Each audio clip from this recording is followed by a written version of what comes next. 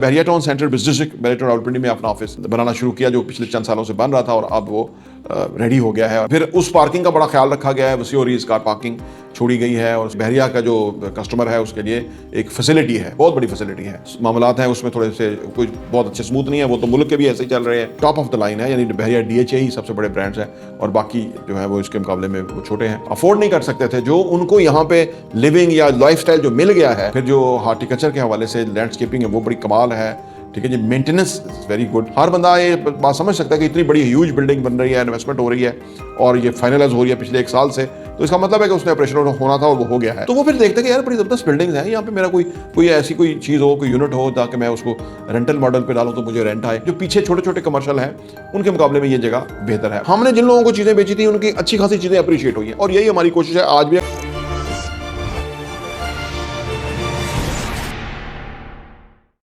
Sir, बहरिया town head office shift होने वाला है अनकरीब, तो इससे आप क्या फोर्सी करते हैं कि प्रॉपर्टी में यहाँ पे जो बिजनेस डिस्ट्रिक्ट है उसमें कितना % इंक्रीज आएगा?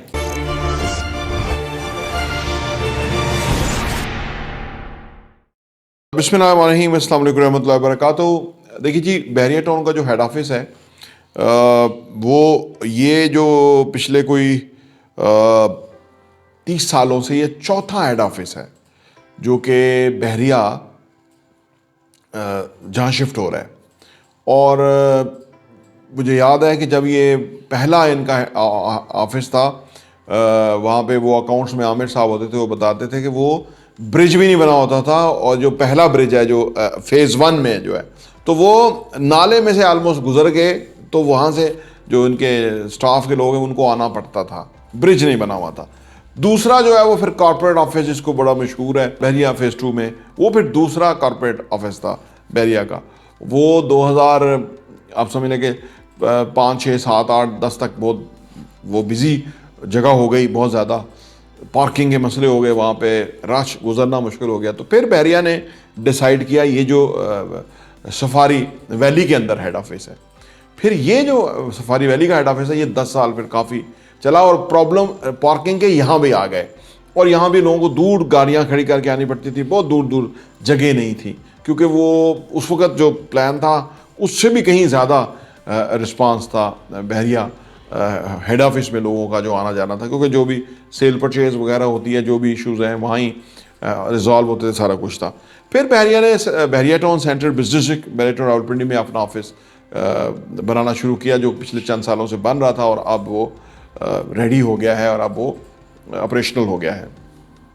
यहाँ पे फिर उस पार्किंग का बड़ा ख्याल रखा गया है, वसी और कार पार्किंग छोड़ी गई है और उस वजह से कि ये उसके बहरिया का जो कस्टमर है उसके लिए एक फैसिलिटी है, बहुत बड़ी फैसिलिटी है, जिसको बड़ा एक्नॉलेज करना चाहिए, अप्रिशिएट करना चाहिए। और ये बड़ा खुश आइंद है ये उनका जो हेड ऑफिस है, क्योंकि पिछले कुछ सालों से बहरिया के जो मामलात हैं उसमें थोड़े से कुछ बहुत अच्छे स्मूथ नहीं है, वो तो मुल्क के भी ऐसे ही चल रहे हैं। बहरिया को भी बड़े सीरियस चैलेंजेस हैं, लेकिन ये भी इंशाल्लाह ताला, क्योंकि बहरिया ने जो लोगों को कम्युनिटी दी, लाइफस्टाइल जिस तरह से दिया हुआ है लोगों को, जो कि एक हाउसिंग जो क्लास दी है जो कि बहुत टॉप ऑफ द लाइन है, यानी बहरिया DHA ही सबसे बड़े ब्रांड्स हैं और बाकी जो है वो इसके मुकाबले में वो छोटे हैं। तो वो वाकई इनका बहुत बड़ा क्रेडिट है और इसके ऊपर ये सिलसिला अल्लाह पाक करे और फ्लोरिश हो, आगे जाए, लोगों को बेनिफिट पहुँचे। क्योंकि जो लोग अफोर्ड नहीं कर सकते थे, जो उनको यहाँ पे लिविंग या लाइफस्टाइल जो मिल गया है, ये तो नाकाबिले बयान है। जो यहाँ रह रहे हैं वही इसको बयान कर सकते हैं कि कुशादगी है, वसअत है, आर्किटेक्चर जो वो बहुत खूबसूरत है, उसकी भी एक अपनी क्लास है।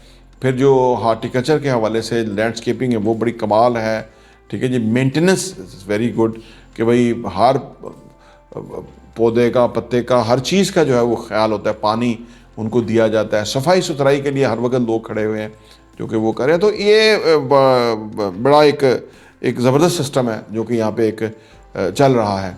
आपने कहा कि इसके आने से जो रियल एस्टेट के ऊपर क्या फ़र्क पड़ेगा? हाँ, बिजनेस डिस्ट्रिक्ट के ऊपर तो फ़र्क पड़ा है, बल्कि ये तब से बन रहा था तो फ़र्क तो इस वजह से, क्योंकि हर बंदा ये बात समझ सकता है कि इतनी बड़ी ह्यूज बिल्डिंग बन रही है, इन्वेस्टमेंट हो रही है और ये फाइनलाइज हो रही है पिछले 1 साल से, तो इसका मतलब है कि उसने ऑपरेशन होना था और वो हो गया है।